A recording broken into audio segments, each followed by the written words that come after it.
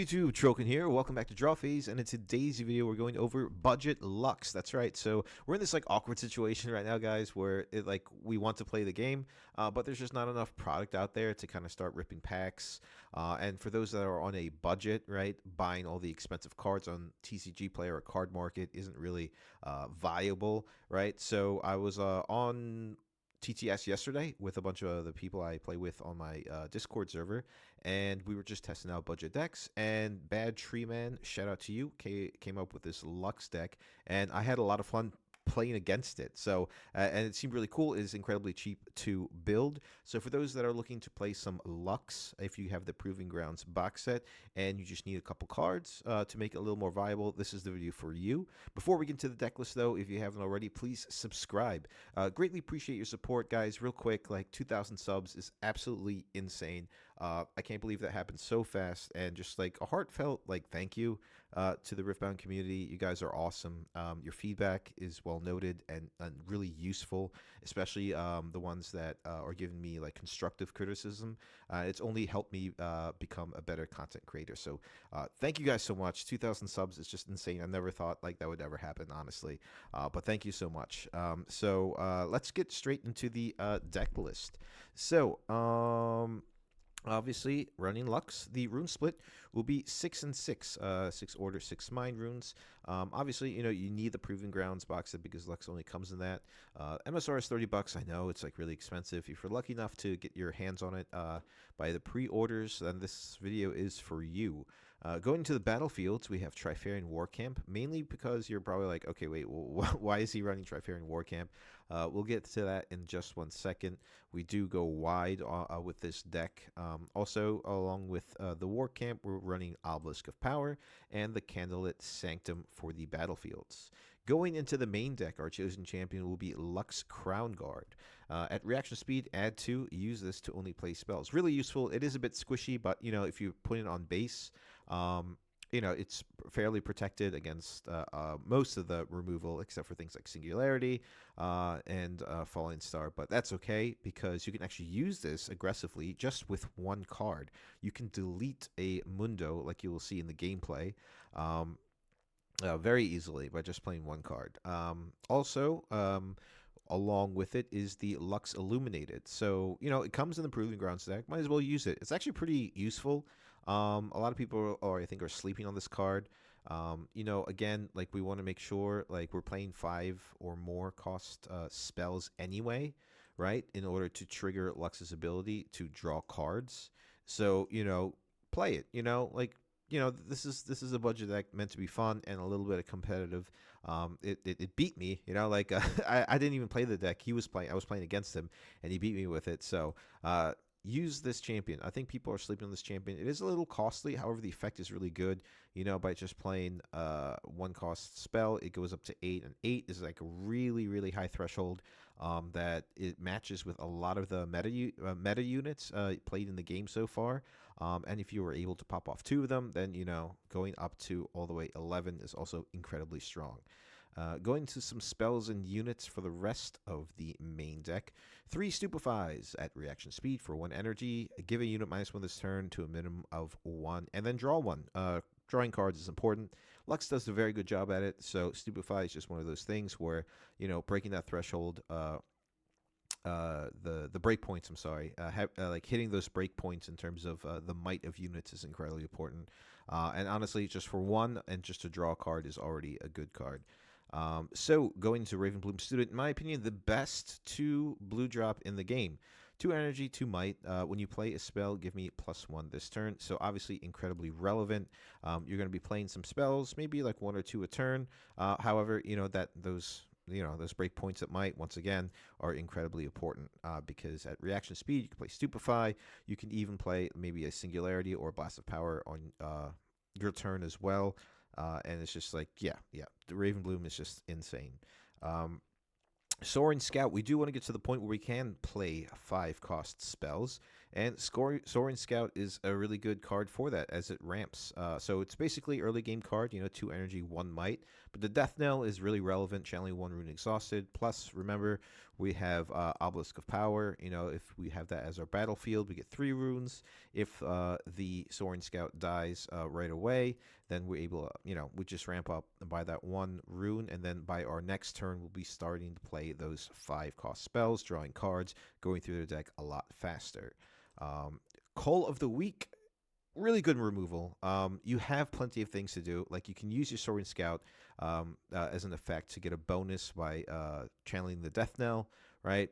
But honestly, 2 energy and 1 power. If you're going against like a Dazzling Aurora deck, this is pretty strong, right? They're dropping 1 unit at a time. You can sacrifice a recruit really easily, or one of the Death Knell units that you have, and just like get rid of their big threats. It's an incredibly strong card, and it's just really good for those decks that don't go wide and just rather go tall, because you're just deleting big units left and right. Speaking of going through the deck, before we mentioned the Death Knells, Watchful Sentry is also one of them. Again, all these are generally commons and uncommons, so you're going to get these, if not in the Proving Grounds box set, by just opening a couple packs. And honestly, like I said, 5, 3, or maybe 10 cents on TCG Player or Card Market. For 2 energy, 1 Might Death Knell, draw a card. We have the Lecturing Yordle. Love the Yordle. It's so good. Kaisa uses it in the main deck, so that we have access to blue, and again, digging deep into our deck to get what we need to defend, to score some points is really important. So 3 energy, 2 Might, has tank, so it can mitigate some damage off some of the units that you want to keep. And when you play me, draw a card. So draw a card on a stick is always good in any TCG. Energy Conduits are going to be one of the more important uncommons. We do want to get to the point where, and at reaction speed, the fact that you can just add 1, right? So this is obviously 1 energy. You can't use it for power, but it's okay because you're just getting to the point where you're ramping up and you can play multiple high-cost spells at once. Very important to the deck. Again, maybe a couple cents, so it goes in line with it being budget. And Falling Comet. So this is when we start having the spells at 5 cost, so we can start drawing cards with Lux's ability. And the fact that is at action speed is really relevant. It is limited to battlefield. However, that's not a problem, because generally we want to score points with our cheap units, right? And then if we can even hold by playing a Falling Comet, doing 6 damage to a unit and drawing a card, that's really, really good. And also, dude, it's a common. It's a common that does 6 damage. It falls in line really, really well with your Lux Legends ability. It's just like a solid removal, no power cost, really, really clean. Now we're going to get into the nitty gritty. I can't believe I just said that, dude. So, Imperial Decree. We've talked about this card before in the channel. I didn't even realize before as I was playing it, like on TTS like a month ago, that it is an uncommon, right? So for 5 energy, 2 power at action speed, when any unit takes damage this turn, kill it. So obviously your units are also susceptible to it. However, if you're going against a deck, for instance, when I was going against this deck, you can easily kill a Mundo with just 1 recruit. And how do we get recruits? We're going to skip forward a little bit. Not Blast of Power, I'm sorry, Recruit the Vanguard. Honestly, I thought initially an underwhelming card. However, this card just shines in the deck so well. It is so easy to cast, because again, we have the energy conduits, we are ramping with Obelisk of Power, we are channeling extra runes with Soaring Scout, and also our Lux ability, which can add 2. So as early as turn 2, right, if we have Lux out, you can play this. No, sorry, it would be the earliest you could play this turn 3, because Lux enters exhausted. But the fact that you can get at action speed 4/1 Might recruit units, they can be played to a battlefield that you control. But generally, the game plan will be to keep it at your base and use them as removal in combination with Imperial Decree. So if you have a base loaded with recruits, right, and you feel like your opponent has just too much stuff on the boards, you're fine by just playing Imperial Decree. This card is just so strong. It is really like become like key removal in late game if you're running yellow. So definitely check it out. And again, it is only an uncommon. It's maybe like 20 or 25 cents. So incredibly cheap, incredibly powerful card. And you're probably thinking, okay, so how do we actually get to the point where we can, because we are only running 2 of them. So how do we get to the point where we're actually digging deep into our deck? Yes, we do have card draw with Yordle and Watchful Sentry. However, Promising Futures is the, I think we're running 2 of them. Yep. There's 2 rares. One in being Promising Futures, right? Again, a cheap card, not that terribly expensive. It is for 5 energy, 1 power. Each player looks at the top 5 cards of their main deck, banishes 1, then recycles the rest. Starting with the next player, each player plays those cards, ignoring energy cost. So, you can easily find what you need by playing Promising Futures. Obviously, you have to play it on your turn. However, obviously, you're thinking, okay, but they get to play things as well. However, that's not really the concern because we really just want Imperial Decree. We want our Recruit the Vanguards. We want Singularities. And even we want Blast of Powers. And the fact that you can just delete things, right? On your opponent's side of the board or on battlefields and only play like 2 energy, 2 power, plus obviously the power for Promising Futures is incredibly strong. It's so good. I was also like very surprised when I was playing in the game. I was just like, wait, why is he playing Promising Futures? Like I was short on hand size, and I was like, all right, well at least this will help me out a little bit. But really, he just like dug into his deck, and you just get what you need with this card. Very underwhelming card. Not really a lot of people play it, but I can see how it being like incredibly strong in the future. We are also running 2 Vanguard Attendant. Now, this guy is actually, you would think like it's bad, but honestly, going up against it, I was like, all right, it's actually like pretty good. Obviously, if you have them, the Thousand Tail Watcher would be the better substitute. But, again, like I said, this is a budget deck, and this is a common 6 in the power, 5 might, enter ready, score some points. It's actually like a pretty like mid-tier card, but like in the way this deck flows, it's really good. Also, Blast of Power, hard removal, very simple. 6 energy, 1 power, and action speed. Kill a unit at a battlefield. It is limited to a battlefield. However, if you have, your 1 might recruit and you don't have your Imperial Decree yet, someone moves in with a big Mundo or big Thousand Tail Watcher or whatever, just, delete it into the Nether. And yeah, just hard removal. We're running 2 of those. Again, a common. Uncommon Singularity, 6 energy, 2 power.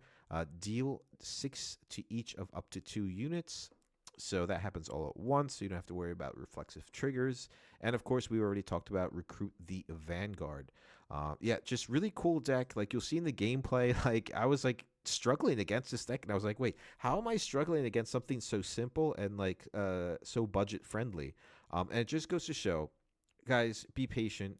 Don't be buying Master Yi or Kaisa deck list from the tournaments quite yet. The prices of the individual cards are quite high. If you do want to play those decks, by all means, have fun.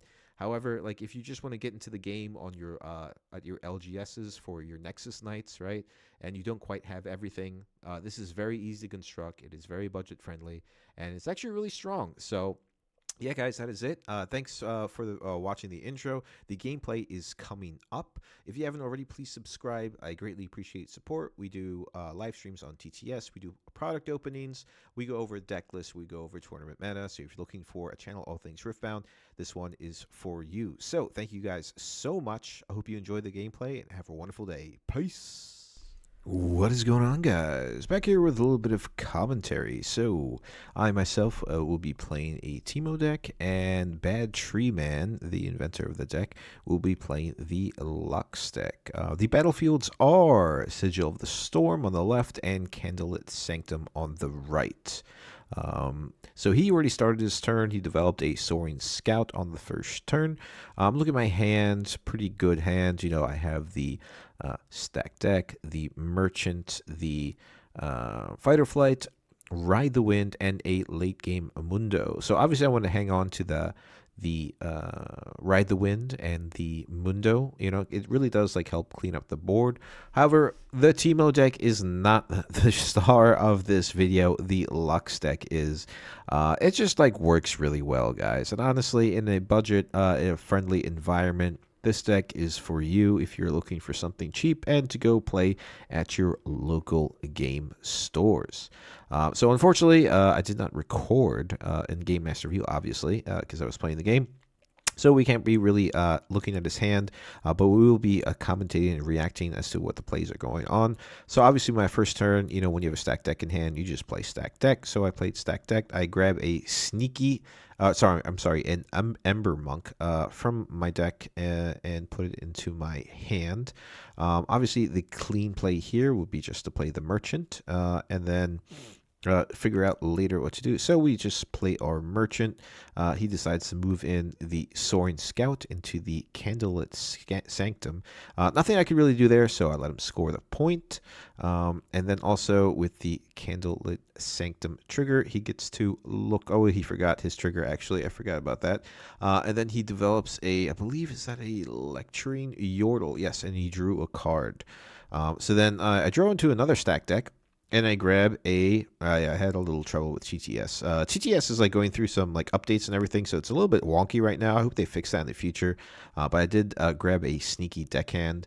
At this point, we're discussing how like Traveling Merchant is pretty much like the second best purple card in the game. The value and like if you need something to cycle through your deck as fast as possible, for instance, in this case, Mundo, right? Merchant moving in and out, especially with Fight or Flight, is a great way. So I move my sneaky deckhand from my hand to the battlefield, a Sigil of the Storm. Obviously, I have to recycle a rune because that's the way it works. So he has his Soaring Scout on Candlelit Sanctum. I decide to move in with my sneaky deckhand. I'm sorry, my Traveling Merchant. There will be a trigger of discard and draw. So I discard, I believe that was a Fight or Flight. No, the Ember Monk, I'm sorry. And then he plays a Stupefy. So Stupefy, like in the early game, great. Yes, they will trade. He does channel a rune Exhausted. He draws a card. And he negates the showdown so that no one is on there. So, like again, just that one card, that Stupefy, one card with in culmination with Soaring Scout. He drew a card. He stopped me from taking a battlefield, and he channeled a rune Exhausted. So, pretty strong. So he then decides to move in the Yordle into Candlelit Sanctum. Candlelit Sanctum triggers. He looks at the top two, discards one, or recycles one, and decides to put one on top.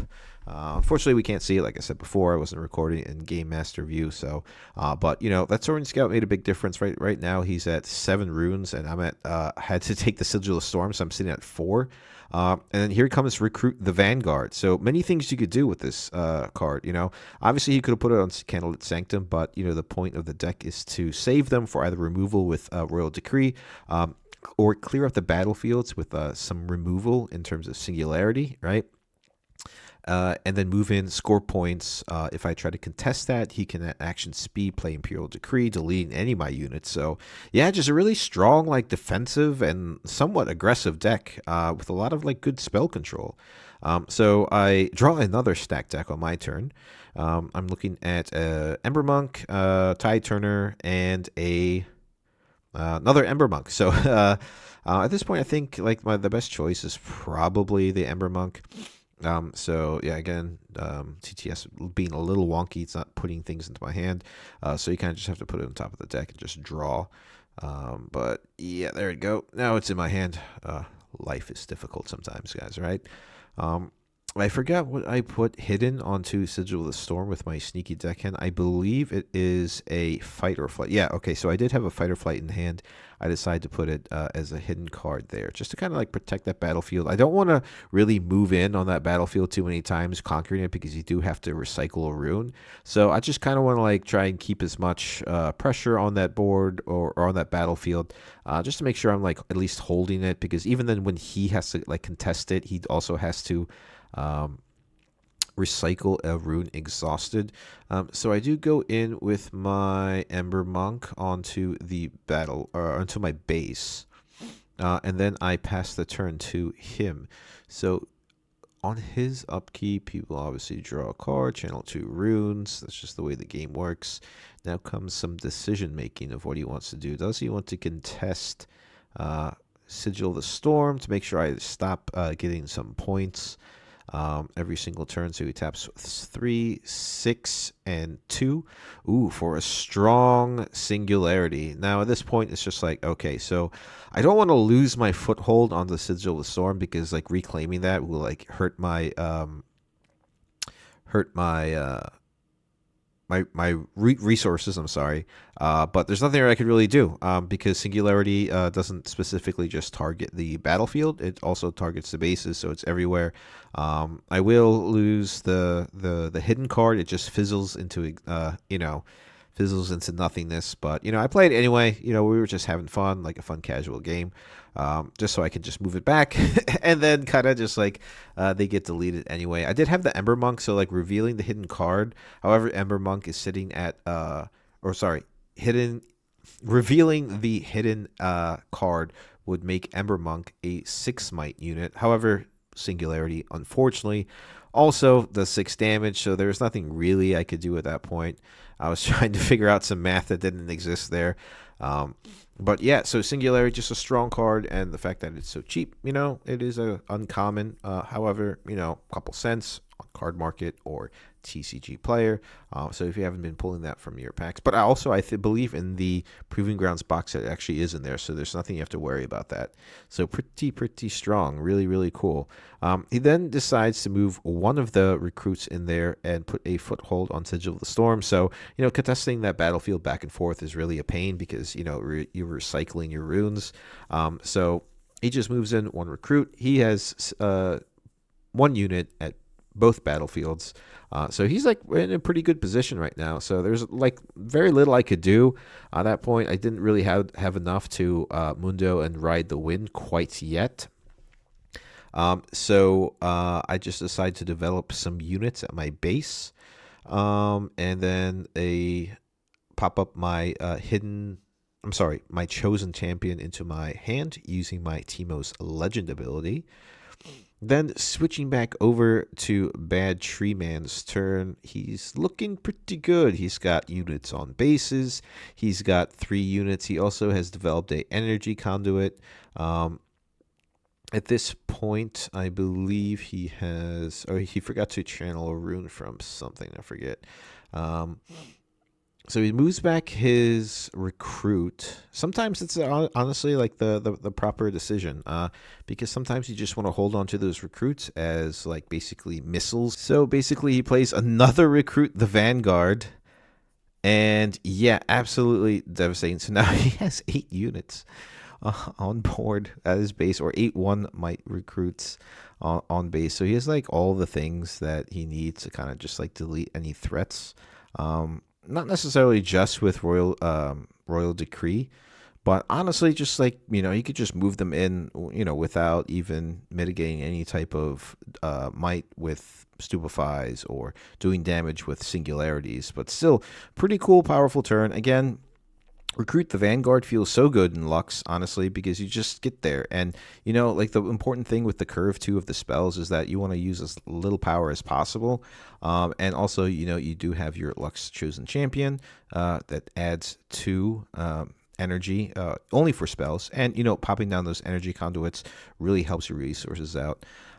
So I decided to move into Candlelit Sanctum. I get a discard trigger, a draw trigger, and then also the conquer trigger. Honestly, I did that backwards because the best thing to do would be to... Actually, no, you have to do it that way. I'm sorry.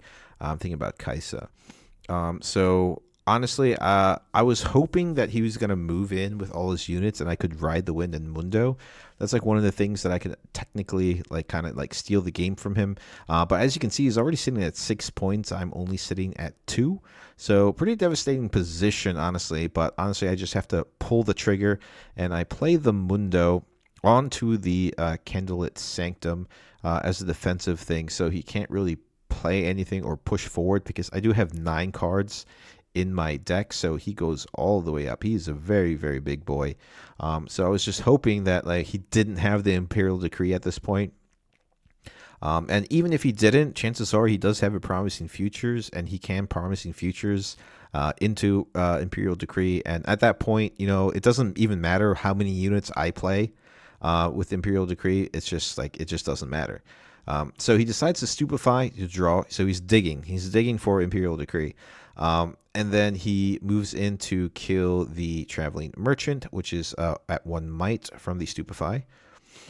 And then at this point, I believe he gets it. He actually does draw it, I believe. So he's just making sure he counts his runes, and he has his also energy conduit. So that's 1, 2, 3, 4, 5, 6. Oh no, I'm sorry. He Promising Futures, just like I was talking about. So he goes through Promising Futures, right? Is a great way to kind of dig deep into your deck and play something for free, almost free. You do have to pay the power cost. However, what do I have? I had a Gust, another Gust, a Ride the Wind, a Ravenbloom Student, so and a Fight or Flight. So sometimes like your opponent like does whiff on it, like in the case that I'm his opponent. So I just decided to develop the board a little bit.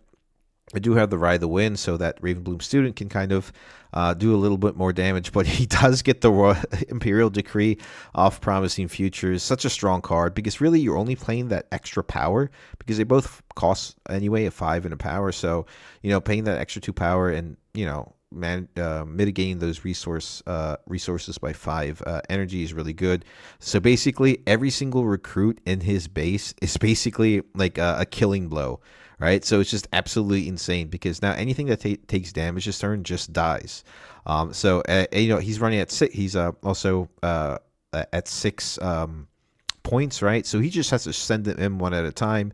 He only needs to send in 2 recruits to kill my units, and then another recruit to conquer Candlelit Sanctum, and another recruit to conquer Sigil of the Storm. At this point, we're just having fun. He plays another Promising Futures just to see if I can get my way out of it, but there's nothing I could do. So we kind of finish up the game by me playing another Mundo, paying the power cost, putting Mundo onto the thing. But honestly, it just doesn't matter. He draws a Singularity anyway and kind of nukes the one Mundo. So yeah, that is pretty much the game, guys. Like I said before, it is budget friendly. It is incredibly strong, and it runs very strong cards with Singularity, very strong cards with Recruit the Vanguard, and Imperial Decree is like the bread and butter removal. So yeah, incredibly strong. Gets rid of big dudes, really control-y, really aggressive.